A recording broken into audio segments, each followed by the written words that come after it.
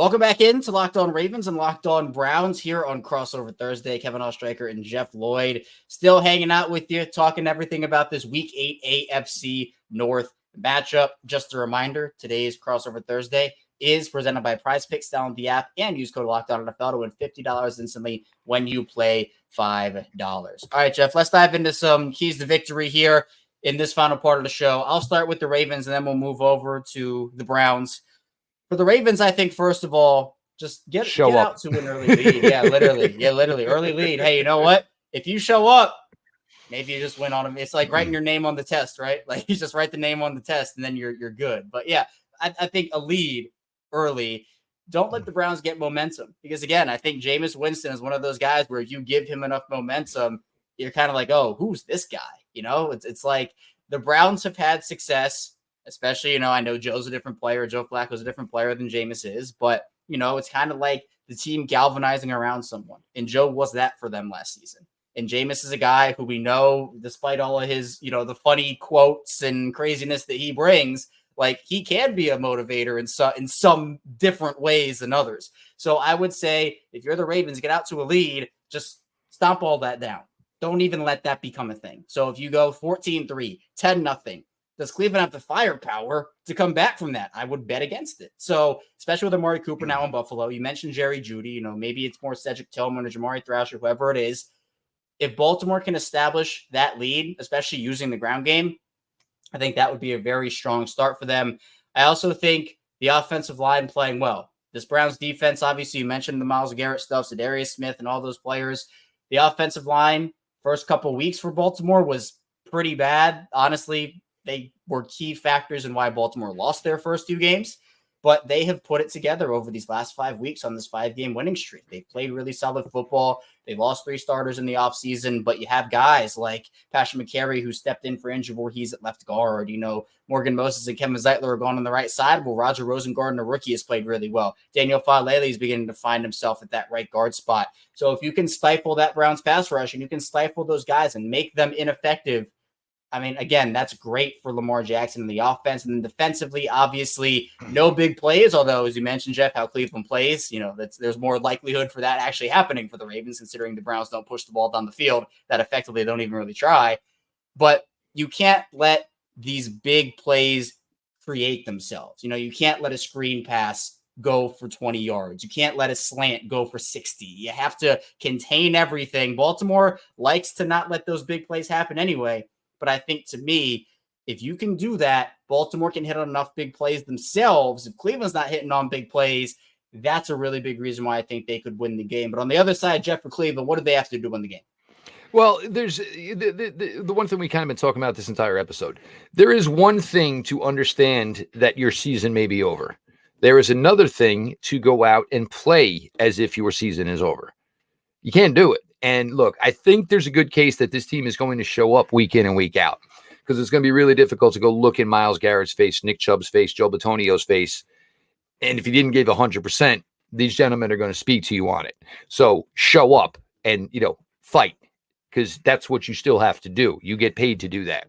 So that is obviously the first most of importance is you got to go out there and act like you're 0-0. And it's week 1. You have no choice.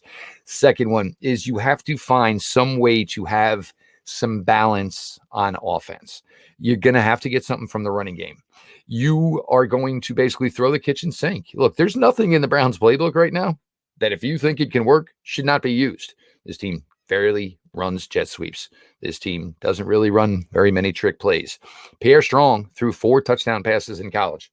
Let him throw a pass. What do you obviously have to lose in a scenario like this? If you think it's something that can fool them and they will not be ready for it, then you go ahead and just do something like that. Defensively, it's always one of the biggest things when you play the Ravens and Lamar Jackson. You want to get a lot of pass rush, but it has to be controlled and contained pass rush, because the last thing you want to do is get after him to the point where now you agitated him a little bit and he says that I'm not going to throw it. I don't need to. And Lamar lives for that. It lives to be rushed and then sneak out. And the next thing you know, you thought you had him in the pocket, and it went from 3rd and 11 and he reeled off 24 yards, and now you're lining it up on first down again. You have to play controlled and contained, and that's going to be the most difficult thing for this team. Mike Hall Jr., never really seen him. Isaiah McGuire has not taken very many reps. So guys who are going to start to play a little bit more for the Browns are going to have to understand that. Then there's also going to be the thing of he's starting to change a little bit. And he knows he doesn't have to do that. And he can use his legs to set up and create passing lanes, which is one of the things that's really, really starting to become intriguing with Lamar as he grows and matures, is he's using as athleticism not to run, to create more downfield. So you have to just play him and give him the respect that he is owed. Back in the day, and Baker said it, and he still gets a little heat for it. It was different back in the day. If you just sat back and made Lamar try to beat you throw for throw, you had the ability to maybe beat him.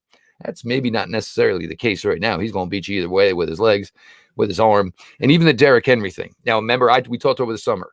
The thing I said, look, I have no problem with the move, but it's not like anybody sat here over the years and said, man, if the Ravens could put together a decent running, look, they ran the ball well with Gus Edwards, J.K. Dobbins, certainly Justice Hill, whoever they had, they always ran the ball well. The biggest thing for them going down the stretch is going to be are they using Derrick Henry too much now?